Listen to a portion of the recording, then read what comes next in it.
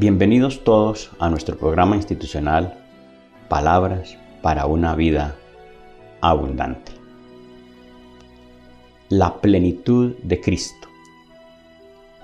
Conocer la plenitud de Cristo es descubrir los contenidos que nos liberan de los grandes males que destruyen al ser humano. Vamos a leer en la carta a los Colosenses, en el capítulo 2, versículos 8 al 10.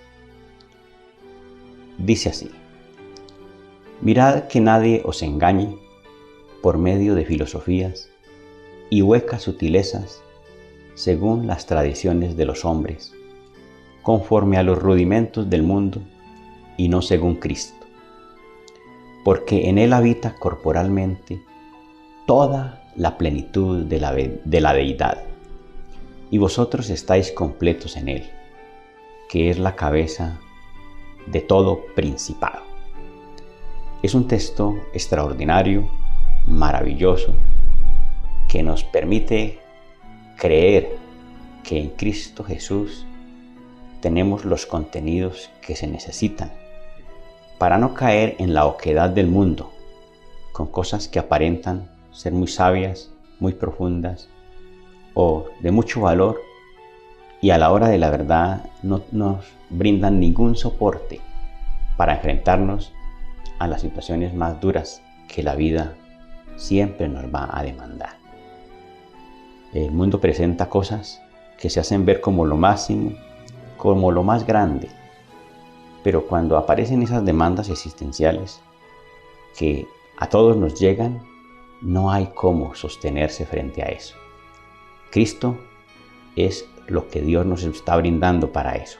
Dice el texto: en Él habita corporalmente toda la plenitud de la deidad, y vosotros estáis completos en Él, que es la cabeza de todo principado y potestad.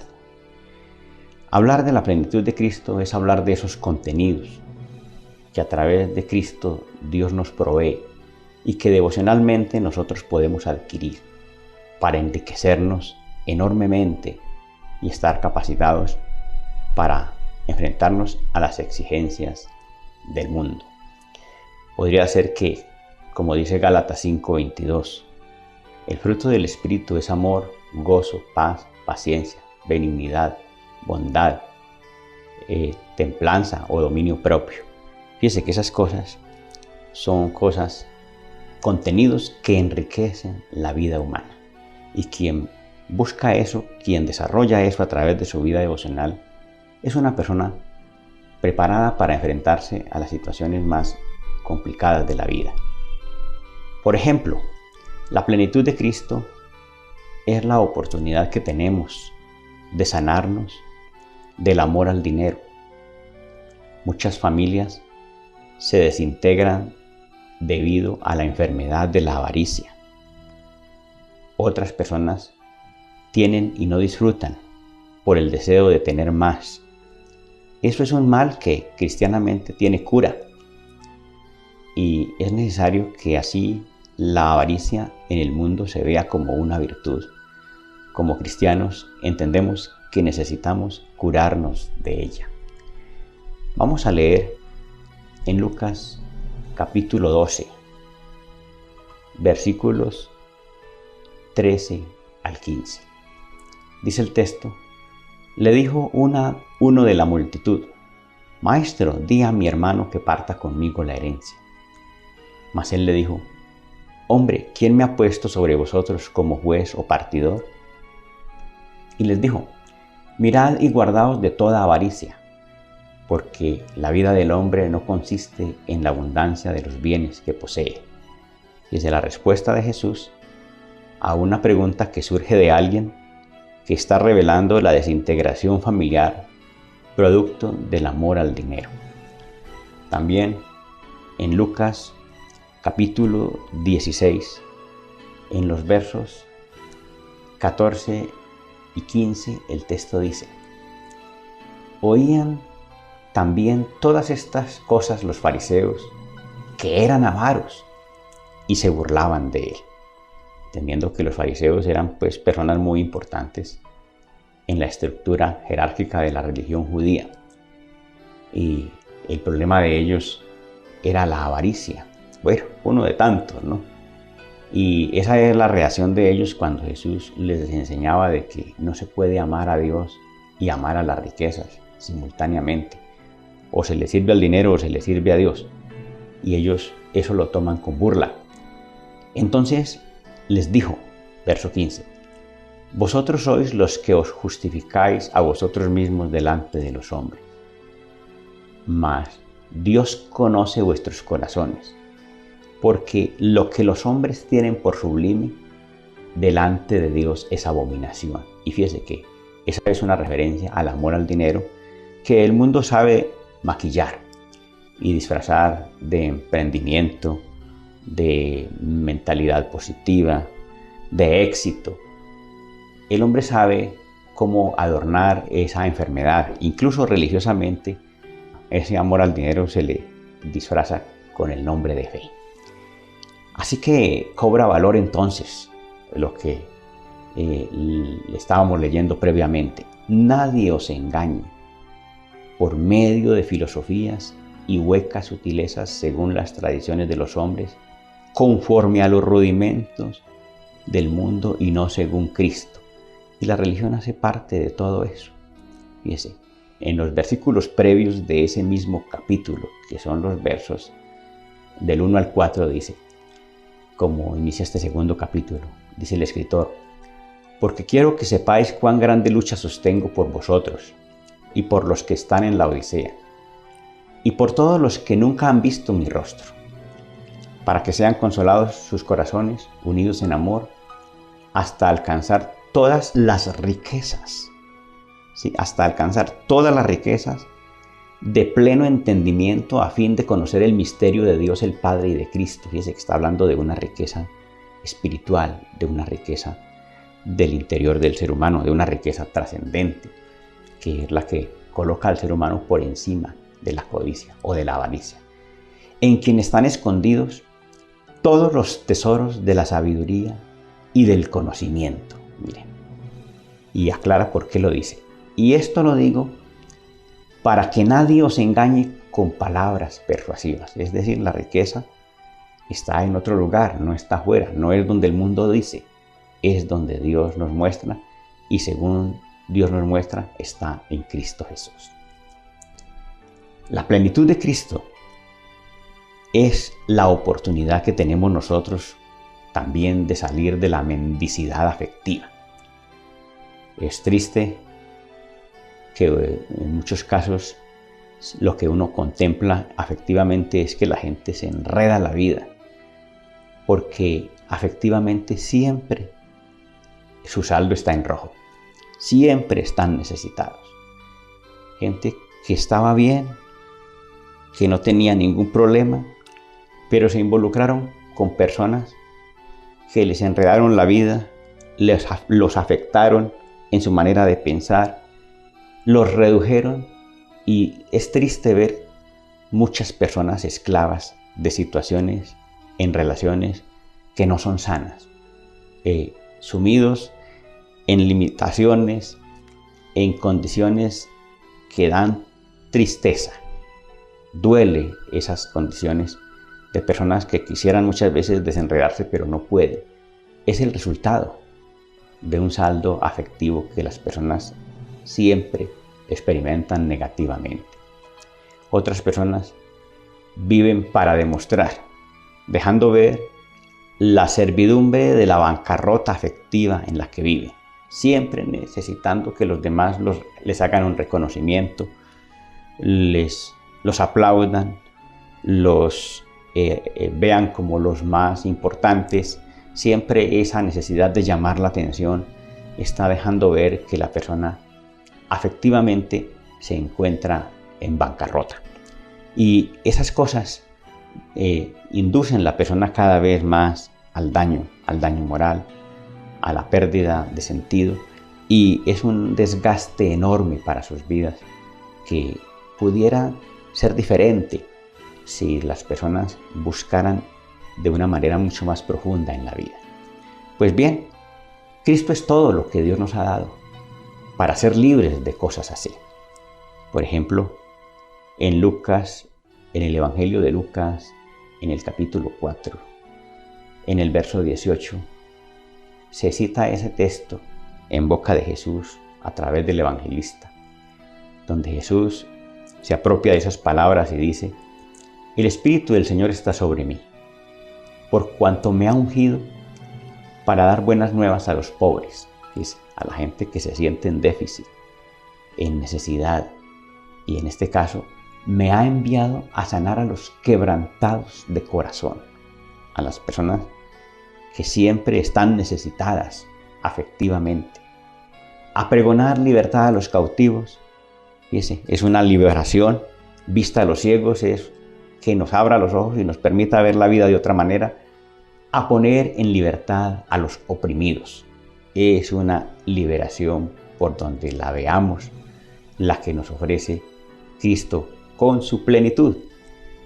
Miren que ese texto de Colosenses, en el capítulo 1, dice en el versículo 19, porque se viene haciendo un manejo teológico de todo lo que es Cristo en el plan de Dios, ¿sí? Dice en el versículo 18, bueno, y Él es la cabeza del cuerpo, que es la iglesia, el que es el principio, el primogénito entre los muertos, para que en todo tenga preeminencia, por cuanto agradó al Padre que en Él habitase toda plenitud. Miren cómo en Cristo encontramos todo lo que los seres humanos podemos obtener de Dios. Es decir, todo lo que Dios nos ha dado, nos los ha dado a través de Cristo. Y como ser bueno y misericordioso y amoroso, que quiere la salvación del hombre, pues nos ha revelado a través de Cristo todas esas posibilidades. Y por eso en el texto elegido, el versículo 9 del capítulo 2 de Colosenses, dice: porque en Él habita corporalmente toda la plenitud de la deidad. O sea, que esa búsqueda devocional, esa necesidad de acercarnos a Dios, esa disciplina nuestra para buscar en Cristo Jesús esos contenidos, siempre nos generará condiciones de ventaja, condiciones favorables que nos dan contenidos y nos van a guardar de esos vacíos, van a llenar esos vacíos y nos van a generar una preparación ideal para que nosotros estemos guardados de todos esos males que se generan con las visiones culturales equivocadas de la vida, que de fondo son huecas.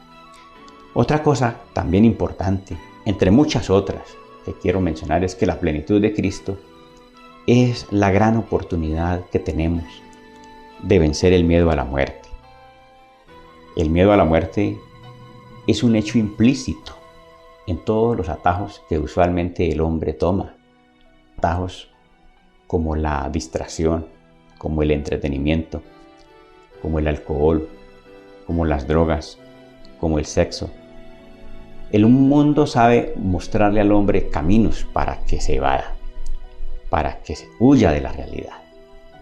Y el ser humano prefiere evadir la realidad que enfrentarse a ella, porque la realidad de alguna manera lo va a enfrentar a la limitación, a la superficialidad, a lo temporal del mundo físico, y la necesidad de profundizar no es fácil, y es mucho más sencilla la vida a través de los atajos, pero es una vida que no da respuestas. Por ejemplo, el gran poder de la religión es la rentabilidad del miedo a la muerte. La religión le saca provecho a eso todo el tiempo, y por el miedo a la muerte la gente ofrenda, la gente diezma, la gente hace votos, y lo triste es que la religión no enfrenta al hombre a su realidad para salvarlo, más bien lo usa, más bien lo explota.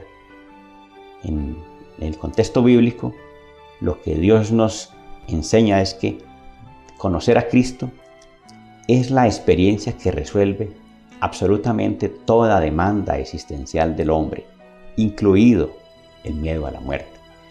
Por ejemplo, en Filipenses capítulo 1, uno de los textos grandes de la Biblia, dice el escritor en el versículo 21, porque para mí el vivir es Cristo y el morir es ganancia. Un texto corto pero inmenso, porque está resumiendo en una sola frase la victoria, la confianza que hay en alguien que estando en una cárcel, pues con amenazas de muerte, con amenazas de reducción, porque desde la cárcel no puede hacer las cosas como él quisiera hacerlas. Pero al final él dice, pues si vivo, yo vivo para Cristo, y de alguna manera esas experiencias que se viven como tribulaciones, como persecuciones, tienen que ver con la experiencia cristiana. Y si me tengo que morir por esto, pues la muerte para mí es ganancia. ¿Qué solvencia con la que se habla en un caso así? A mí también me llama poderosamente la atención, por ejemplo, la solvencia del escritor del Salmo 131. Es un hombre que revela que está completo. Dice que no le falta nada. Jehová, no se ha envanecido mi corazón, ni mis ojos se enaltecieron, ni anduve en grandezas, ni en cosas demasiado sublimes para mí.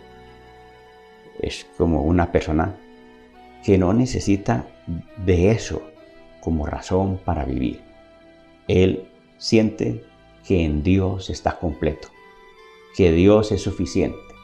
Fíjese, dice el versículo 2, en verdad me he comportado y he acallado mi alma como un niño destetado de su madre.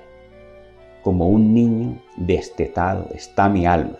Qué figura tan extraordinaria, hablando de la confianza que expresa un niño en la mamá, en el regazo de su madre, entendiendo que después de haber sido alimentado, esa mamá para ese bebé lo es todo. Esa mamá es Dios. Así se siente él en la presencia de Dios, y por eso estimula a sus compatriotas a esperar en Dios. Espera, oh Israel, en Jehová, desde ahora y para siempre. Esa es la idea de una persona plena. Una persona que siente que tiene lo suficiente y que por eso no se va a enredar la vida. Por eso no va a perder la paz y la tranquilidad como la pierde el avaro. Porque si no tiene, porque quiere tener. Y si tiene, porque quiere tener más. O el que tiene vacíos afectivos, porque siempre está buscando quien lo quiera. Es una expresión de mendicidad de la que Cristo lo libera cuando él encuentra en Jesús la plenitud que Dios le ha ofrecido. Y también es la victoria de la persona que, aunque tenga que enfrentarse a la muerte no lo asusta. El texto de Colosenses 2 es categórico. Versículo 10. Y vosotros estáis completos en Él, que es la cabeza de todo principado y potestad. Con eso entonces entendemos que nuestras prácticas devocionales, todos los ejercicios que hagamos para acercarnos a Dios, tienen ese resultado. Una práctica devocional bien hecha nos va a llevar a percibir esa sensación, la sensación de que en Cristo estamos plenos, de que en Cristo estamos completos, de que en Cristo no nos falta nada. Así también lo dice el Evangelio de Juan, capítulo 1, versículo 14. Porque de su plenitud tomamos todos, y gracia sobre gracia. Con esto, entonces, quiero invitarlos cordialmente a que seamos personas disciplinadas, personas organizadas, ordenadas, todo el tiempo, para que la búsqueda de Dios, las prácticas devocionales nuestras sean prácticas que siempre tengan el lugar que les corresponde. Dios debe ser el primero en nuestro corazón. Y saquemos el tiempo para eso.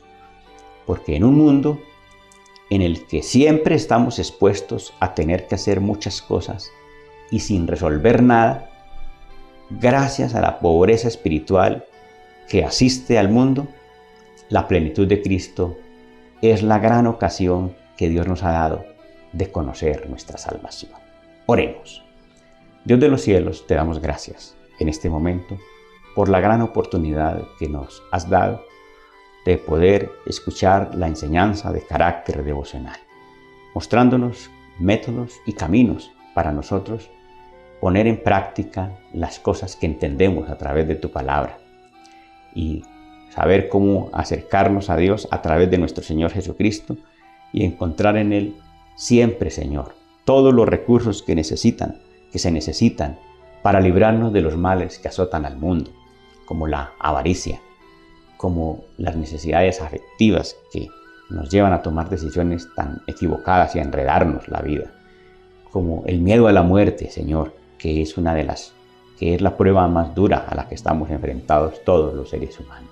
Gracias por la victoria que nos das en Cristo Jesús. En su nombre, amén.